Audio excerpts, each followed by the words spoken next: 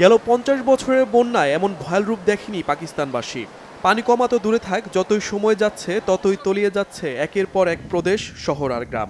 লাখো ঘরবাড়ি, জমি সব এখন অতল পানির নিচে। তাই শেষ সম্বল যা আছে তাই নিয়ে সাধারণ মানুষ যে যেভাবে পারছে নিরাপদে পালিয়ে যাচ্ছে। কেউ নৌকায়, কেউ বা গলা বা কোমর পানি পার হচ্ছে হেঁটে। অবলা প্রাণীদেরও রক্ষা করছেন তারা। ভয়াবহ এ বন্যায় নাজুক পাঞ্জাব প্রদেশের পরিস্থিতির অবনতি তো হয়নি, বরং বৃষ্টিপাত অব্যাহত থাকায় আরও ভয়ঙ্কর হচ্ছে পরিস্থিতি। ভারী বৃষ্টি ও ভারত থেকে আসা পানিতে পাঞ্জাবের লাহোরে ৪০ বছরের মধ্যে সবচেয়ে ভয়াবহ বন্যা দেখা দিয়েছে। পাঞ্জাব থেকে এরই মধ্যে সরিয়ে নেওয়া হয়েছে ১০ লাখের বেশি অধিবাসীকে। বন্যার পানিতে ডুবে গেছে শত শত ভবন, ফসলি জমি, রাস্তাঘাট। ক্ষতিগ্রস্ত হয়েছে ১৫ লাখের বেশি মানুষ।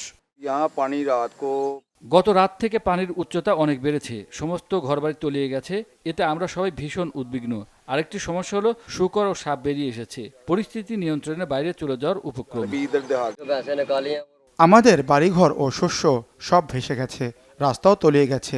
কয়েকটি গরু আর মহিষ রক্ষা করতে পেরেছি কোনো রকমে। কেউ আমাদের সাহায্যে এগিয়ে আসেনি। আল্লাহ ছাড়া আর কেউ আমাদের বন্যা থেকে রক্ষা করতে পারবে না।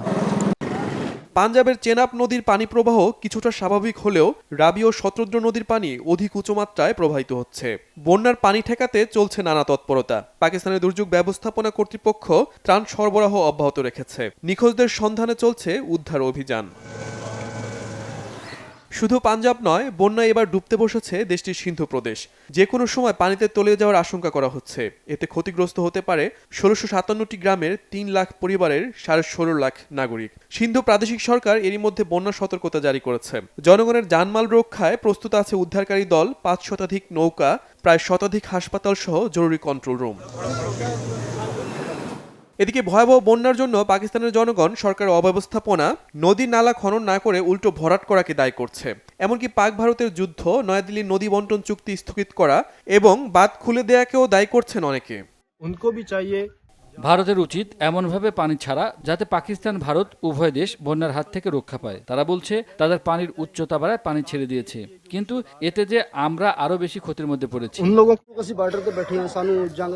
আমাদের বসবাস সীমান্তে, এখানে যুদ্ধ এবং বন্যা উভয় নিয়েই আমাদের ভাবতে হয়। যুদ্ধ তো হঠাৎ ঘটনা, কিন্তু বন্যা তো প্রতি বছরের সমস্যা।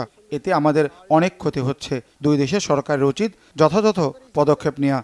ভারত ধীরে ধীরে পানি ছাড়লে বন্যার সমস্যা থেকে আমরা অনেকটা রেহাই পেতাম। বিশ্লেষকরা মনে করছেন, বন্যা পূর্ব সতর্কতা ও করণীয় নিয়ে যেমন পাকিস্তান সরকারের নানা পদক্ষেপ নেওয়া উচিত, তেমনি ভারতেরও উচিত বাঁধ বা পানি ছেড়ে দেওয়ার আগে প্রতিবেশী দেশের অবস্থান চিন্তা করা। এদিকে পাকিস্তানের পাশাপাশি বন্যায় ডুবছে ভারতের উত্তরপ্রদেশ। ভারী বৃষ্টি ও ভূমিধসে ভেসে গেছে বহু ঘরবাড়ি ও রাস্তাঘাট। বেশ কয়েকজনের প্রাণহানির খবরও পাওয়া গেছে। জম্মু ও কাশ্মীরও অবনতি হয়েছে বন্যা পরিস্থিতির। Shahid Arafat, Bangla Vision, news desk.